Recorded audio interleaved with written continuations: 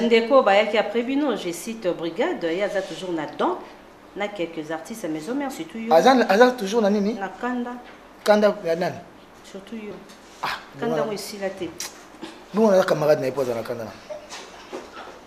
Ah, ngana camarade na. Vous avez pas collé. Ngana camarade na. Ba vandi na boza na dana nga. Bosi bosi ngabe na kana dana. Est-ce que ngabe funa yo ko biso ke na dana? Parce que ça baji. Mais ezala raté ke ba yena ba plateau na bino ba ba makambo. Oyo soki tobito zonga na kibobiso. Ils n'ont pas de succès. Brigade a une seconde zone dans l'orchestre. N'est-ce pas? Dans quartier latin. Oui, dans le quartier latin, mettons, on a un ferry, une tête à maison mère. Où est-ce qu'on a Katikati, ferry, héritier, Judété, Babi, Emile. Il y a Azal qui peut dans bon. D'accord? On a une maison mère, on a 4 musiciens.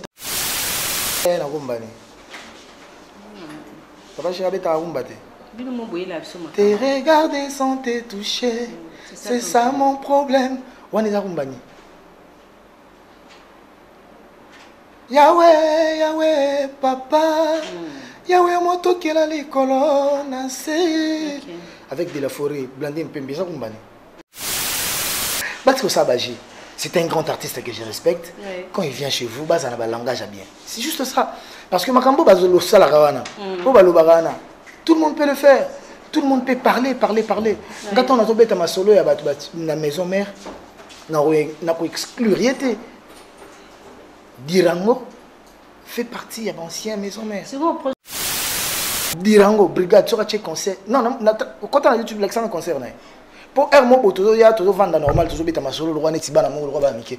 Aux ans YouTube, si on a quota, au de l'acception, tu vas la concert, il y a où tu vas bête à Mikolo, bata.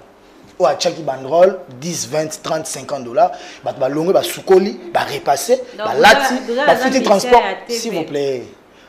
Au poser la question, souffre aussi qu'on a pu s'exprimer. Aux gens pour ça, bah bête à ma sonner, bolinga rabango, bah pèse un bon motif. Bah pèse un bon. As un musicien. Donc, n'engagez pas liste ça la mamna ou habite 3 personnes. Bah n'en a la linanga. Pour tout le temps sous barrière aux zonga, pour te voyager. Héritier, voilà. On va revenir avec vous. Vraiment, on a bondé peut-être et vous allez payer batouper ba Hollanda ba collègue nous sous Hollanda et ils avaient tant sous dernière fois dans le Bamarambo. OK, merci. Bon, tu vas reposer à batou ba question sur batou moko boy. Non.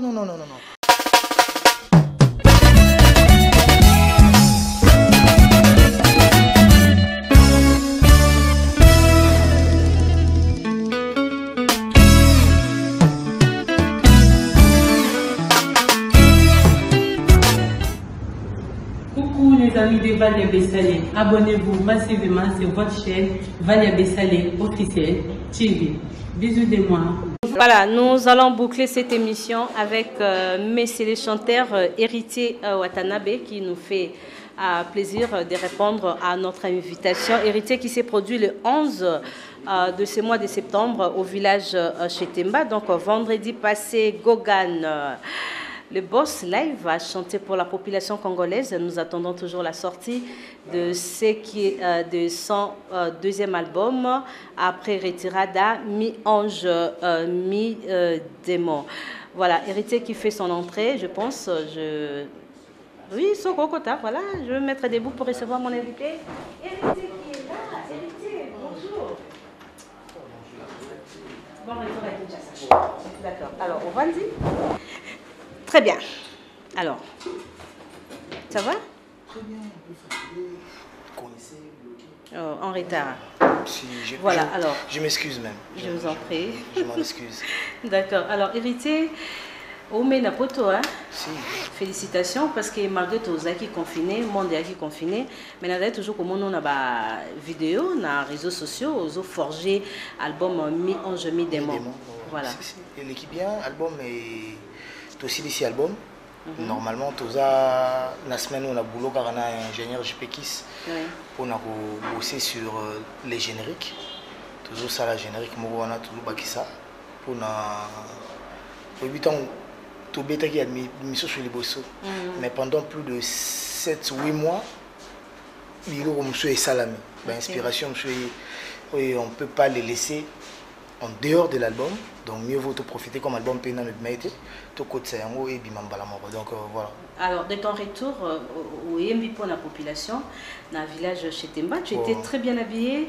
Héritier, tu peux m'envoyer là-bas, Mingue. La ligne rosa propre. Même si on a sapeur, la ligne rosa propre.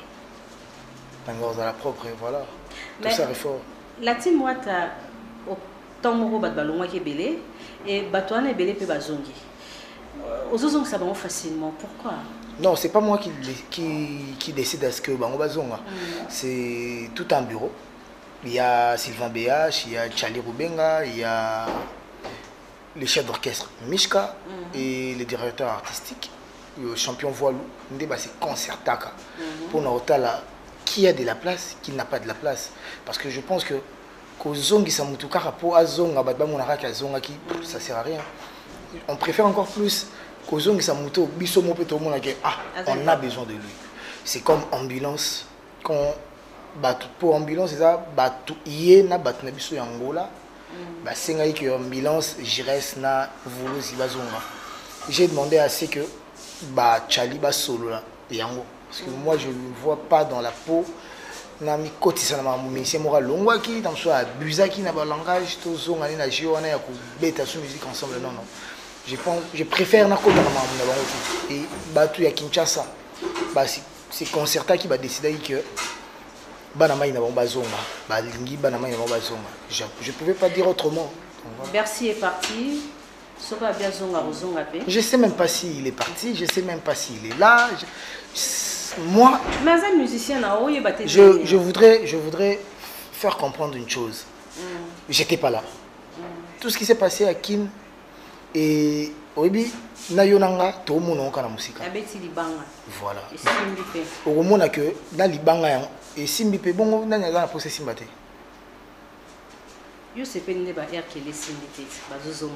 Sérieux?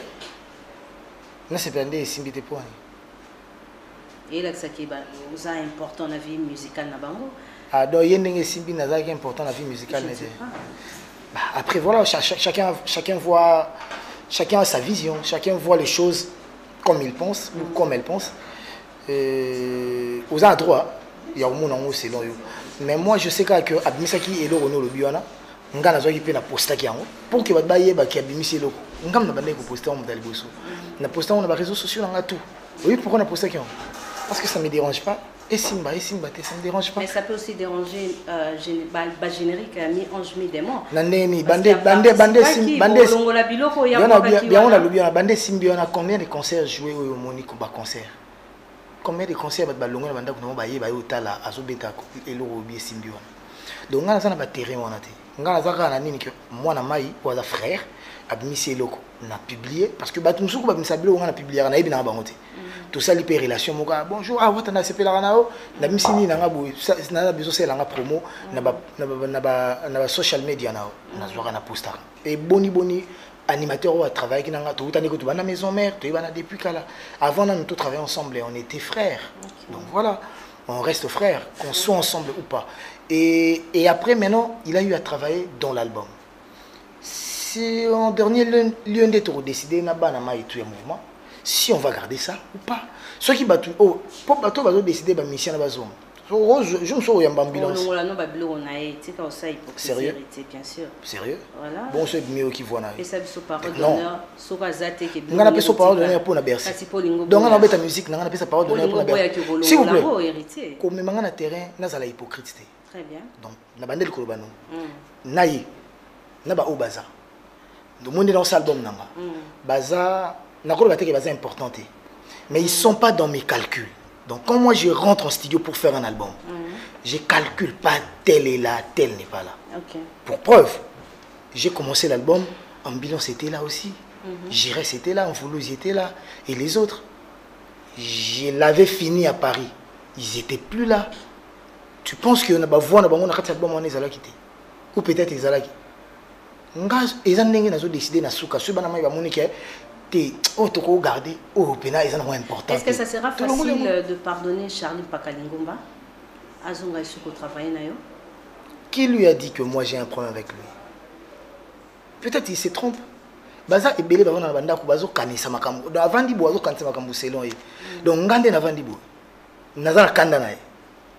atala nzambe awozonga nende bambulance te yoka ngana sisa ngande naza boye nakoki kopesa perte temps wana te excuse-moi parce que mon soto yana ba télé to komi pe komi kosa pe to c'est dénaturé na kolongwa pe ko gâter na kolongwa pe atembete pour faire plaisir à Charline Pakalingomba non j'ai eu à voir ma ramener nyoso balobaka bazotindela ngana ba social media na ba WhatsApp bani banda na avant longwa na ndenga longwa ti lelo non na bona été na yoka été na sola na été na zozala pe na posa o sola na été na zozala pe na posa o monete mais et longola pe batu moi idée banda na yo muto bandi poser la question na ba misusu que ndé na vandi bo na jupe na ton nanga ya ko banda ko inae ya ko bando za na kandane maman c'est ami sala makasi ça pe na misala makasi o ngana ko mi pesa te et maintenant pour la kozonga groupe quand ndé na bisa kyo ba chali ba BH ba Mishka na champion voile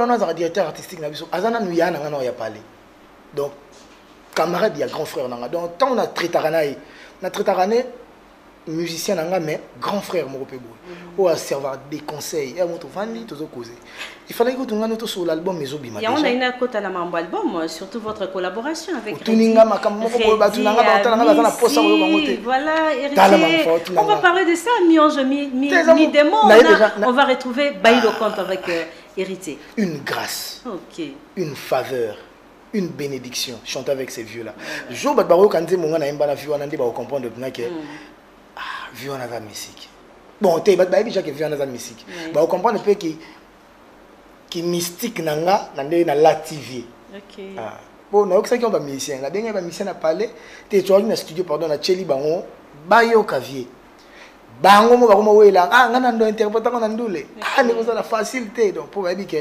vieux na za compliqué vieux na ayebi pe na ndule Aza pena danger. Ayebi musique, j'ai beaucoup appris.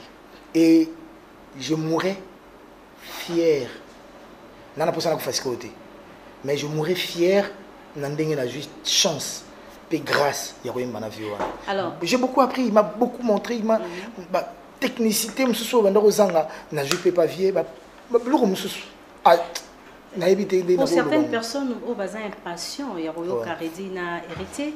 Est-ce qu'on peut écouter la chanson en a cappella? Ça t'arrange? Il y a tellement passé. Base la surprise. Voilà. Alors, mi-ange, mi-démon, et ça, deuxième épreuve, n'a eu hérité. Déjà, participation à Ridi Amissi, musicalement, ça montre déjà l'auteur ou la force de cet album. Mais actuellement, l'Europezo Laksaki, Banze Moza Makasi, les Alikambo, il y a nombre de vues na ba YouTube. Si Nzembo to Banzemo réussit 1 million de vues hérité, to le baké million j'ai simbité. Oui, bien qu'il y a un million de vues. Il faut na comprendre la question peu bien. Et que ça na tant moro record to. Bon, je ne sais pas. Million de vues quand même ça na 2 jours, 3 jours. T'es bon million de vues na 2 jours, 3 jours wanande musique ya moi. Wana musique ta wana sentiment ya bateau bazana ba polémique sur internet to bateau bazana polémique sur banzela nze monsieur ko million de vues na 2 jours après baxi sur ba million de vues ta nze monsieur ko pe na 2 jours te malembe et ko kusango makasi donc to pe sa chance na million de vues te to pe sa chance na talent to pe sa chance na nzembo mutaye nzembo ki mna te o izanzembo chanteur à Yembi alors à part Redi million de vues il y a un des art très bien ce qui est Zarabongo déjà définition musique et au bandela na bongo que la musique est une ce qui nini il y a un million de vues mais combinaison de son d'une manière agréable à l'oreille on reste là on reste focalisé là bateau bazana na chance il y a aussi un million de vues ça un million de vues et nous mais déjà j'ai des chansons à 10 millions de vues, j'ai des chansons à 5 millions de vues. Wazek aussi a participé à un album jusque là non. Non, pas encore. Non, pas encore. Voilà. Alors. Mais mon copain, single. Ah d'accord. Alors, Mikolo Eza, Moutounion Sazolinga Loba, a mémé le quoi. C'est Google. Faire rigolo à l'obi à na rumba trap. Héritier n'a mis 11 000 des mois et n'a ni sika. Ou tu restes seulement héritier à DDD, héritier à Betifo. Papa chéri a Rumbani. Papa chéri a Rumbate. Tes regards sont te touchés. C'est ça mon problème. On est à Rumbani. Yahweh, Yahweh, papa. Yahweh, moto qui a les colonnes, avec de la forêt, blandé un peu, bien ça, bah on faut battre ceux qui intel a pesi combo donc biso tout souffrir ya ko ba combo to pesa te na obetaka rumba kaka rumba oh ba papa chéri ba saka na ba de la forêt ya ba vieux ba ilo ya ba vieux redi ya misi libala libala tunansango mama on est rumba ni actuellement comme si na rumba yende ba vieux ba betaka na betaka rumba actuellement tous en attend ya odemba fiesta tous en attend ya paix wenge musique à maison mère na Weranson. Avec le projet à Ferrigola, on sait tout, il y a Maison Mère, Namasolo et tout. J'ai eu à entendre ça. J'ai pas été contacté. Donc voilà. Dès on a profité pour mes condoléances dans la famille à Charlie Balaka. On a temps roulé là été, mais on a roulé jour. Atayo to kendata bien sûr ko bumba mana kotika fleur na tombe nae tout ça là une émission mobu atunanga makambo wana qu'est-ce que vous pensez bino ba ancien wenge na vieux que moi lien zala moi loko mo peut ensemble bani na en pleine émission na répondre à l'homme c'est pas un projet que moi je peux porter parce que na wenge de tozaki je ne voudrais pas dire que j'étais le plus jeune, mais je suis parmi les plus jeunes. Et peut-être pas les plus jeunes. Voilà. Et projet, on avait un chef, on avait des chefs. C'était établi. Tu as dit Jackie Bayaya, tu as dit japonais maladi, tu as dit Flamme Kapaya Badea, tu as dit Ferrichard des Poules, chef d'orchestre, tu as dit Babindo chef de répétition, on a Emel, il y en a Kakol. Donc, du coup, on a porté projet à Bongoté. Mais il s'est avéré que l'un des chefs a porté projet fait Richard Despoules, que je félicite même pour sa chanson qui vient de sortir. Tant qu'on a un projet à Bongo, on a évité pour tout le monde pas tuer RFI. Est-ce que le projet a contacté les rois de la forêt pour tout matato qui t'a boule, il y a maison mère les rois de la forêt. Tu ne peux pas faire quelque chose. Pour surtout les anciens de la musique à maison. Comme si le projet est rejeté vers Weranson. Il y en a bien. Il peut pas y avoir du Wenge maison mère sans que Weranson soit inclus. Ce qui est chuté pas naï, gloire à Dieu. Bon, tant que nous ne pas de la forêt, parce qu'on a un projet bon. Projet Weze Kitoko, qu'on revoit encore artiste, mais. Si on a tapé tout ça, combien chanteur au Chanzembo. Et vous avez combien de titres? Quand les 7 Nzembo ah, il y a Machura, il y a Nzembo. C'est bon de côté Zali Bambo te bena maman ligne d'énergie, et que y a autant de Landa Penga, ceux qui ont le salati. Donc bien, ils ont projet bien. Talana nous c'est bon. Imagine Ferif qui fait un projet, mais c'est bon déjà Nzembo. Vous avez beauté nango. Kitoko. Bah japonais maladie ba Nzembo. Serge Mabia Emile Alias mixité wana Lacoste ba moni Jesus problème pe ko ya kozala siko bongo bande ko na so ba ki ya après tombo ba kendaki oui surtout bande son maison mère bande ko ba ya ki après bino je cite brigade il y a toujours là-dedans na quelques artistes à maison mère surtout yo azan toujours na nini na kanda ya nani surtout yo kanda mo ici la tête bon na camarade na ipoza na kanda na camarade na vous avez pas connu. Ngana camarade nae. Ba vandi na boza na dana nga. Bo siko so ngabe na kana dana. Est-ce que ngabe funa yo ko so ke na dana. Parce que ça baji. C'est un grand artiste que je respecte. Oui. Quand il vient chez vous, baza na ba langage bien. C'est juste ça. Parce que makambo bazo lo sala kawana. Bo ba lo bagana. Tout le monde peut le faire. Tout le monde peut parler. Quand on a tombé ta solo ya batu na maison mère na ko exclure yete. Dirango fait partie de l'ancienne maison mère. C'est quoi le projet moi? Mais si quoi le projet on a loba. Mais yo tout en cas bon maestro Fabregas. Ou la leader confirmé les lots sur la banderole batbarouya pour dirango brigade sur la concert. Non quand on a YouTube l'accent concert pour ermo botozo ya toujours vendre normal toujours beta masolo le roi netiba na mo le roi ba mike. On a YouTube siko yo kota au de l'acception batu ba la concert ya outi beta mikolo batata. ou à Tchaki Bandrol, 10, 20, 30, 50 $, bah longue, bah soukoli, bah repassé, bah lati, bah foutu transport, s'il vous plaît. Au poser la question, souffre aussi qu'on a pu s'exprimer. Oyo, brigade en concert à Chetemba, au showbiz, 20, 30, 50 $, bah tout bah soukoli, même à Lili. Nelanga boy, bah repasser, bah lati, bah mina quoi, un transport, à combien de bourses foutu billet. Vous en avez retiré le total. Mais pourquoi quand les gens se déplacent, bah ils dans le plateau, vous voulez réveiller les vieux, les anciens démons qui dorment. Dis, à sa frère, tout ça bandeko. Oh, naïbi maman naïe, naïbi papa naïe. Peut-être que, et là moi ça que incompréhension entre le frère, ou à kenda boy, ou à kenda boy. Mais ils ont raté que bah ils n'ont pas plateau na binobal bar makambo. Oyo. Soki tobito zonga na kibobiso. Ils n'ont pas de banqueton, non ça succès. Brigade dans la seconde zone na orchestre na ba. N'est-ce pas? Azaï na quartier latin. Oui, na quartier latin mettons ba otanga biso na ba ferry ba tête à maison mère. Ou rason na katikati ferry héritier, Judété babi Emel. Il y a azali qui pena bongo. D'accord? Ngaso otangi maison mère otangi 4 musiciens otangi nga. Maison mère siko zongi sanga na maison mère na brigade. Pour ni kombo na ya. C'est pas en actualité, je viens ici pour parler de mon album. Mais nga na sakine na maison mère. So ba bi maison mère musicien moko voyager. Na nga voyager.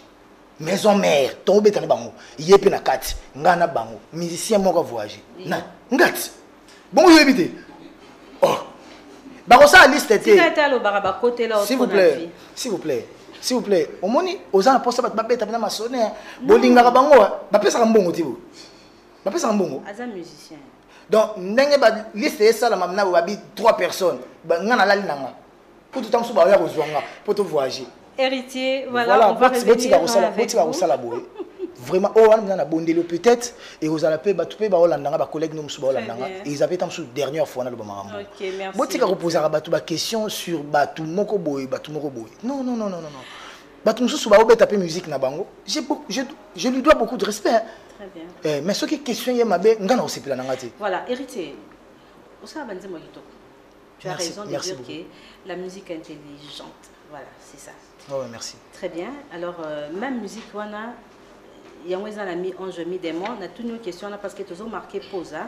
Tu as retrouvé un des moments qui toko. On a album Retirada. C'est un défi. Oyo. Ils ont une réussite totale. On y va, Mboshilo. Voilà, héritier. Tous autres talons ont mis en jeu des mots. Ouais, maman. Ils ont deuxième défi. Si. Pour la carrière nayo. Que je veux bien relever. Tu es sûr? Je suis très confiant. Il y a combien de chansons d'ailleurs?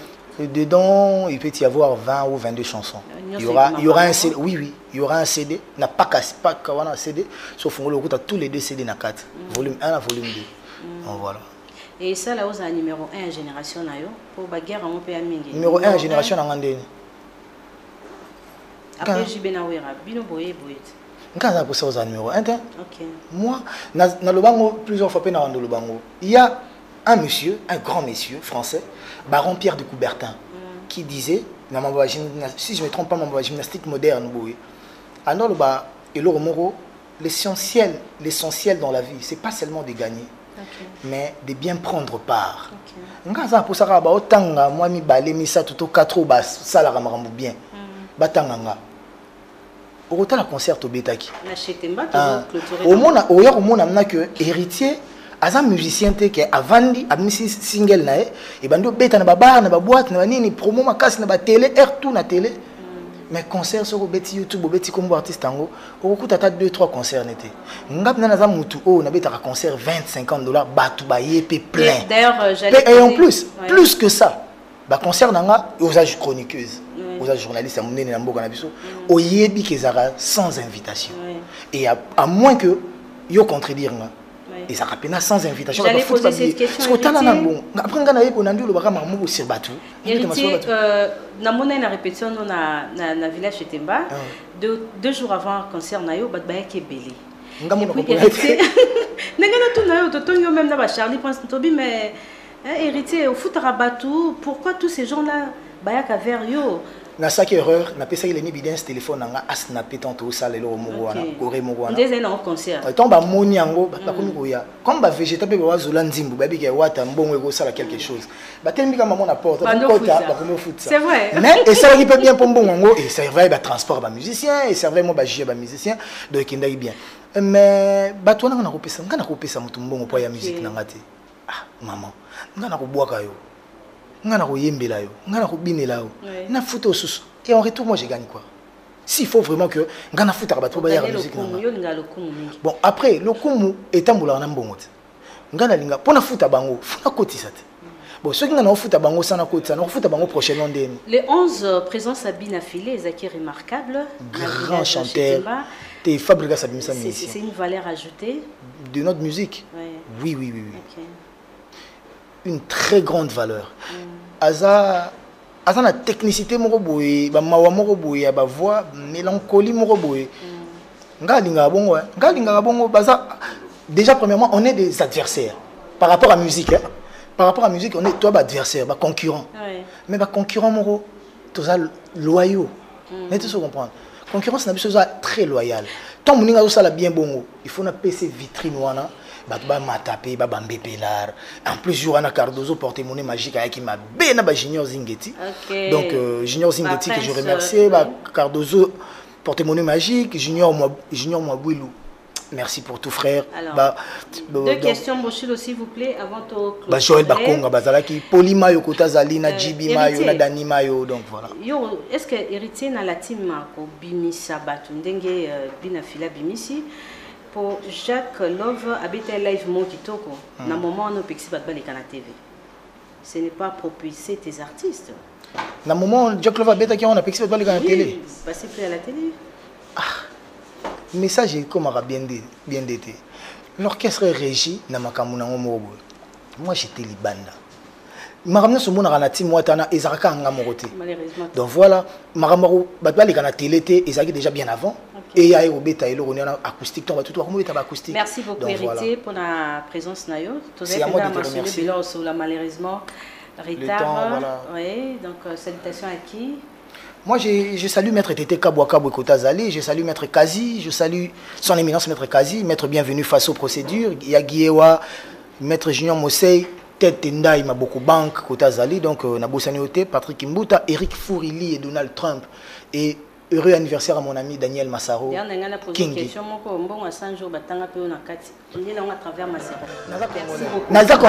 fini pour ce dimanche. Les anniversaires à Massaro aussi.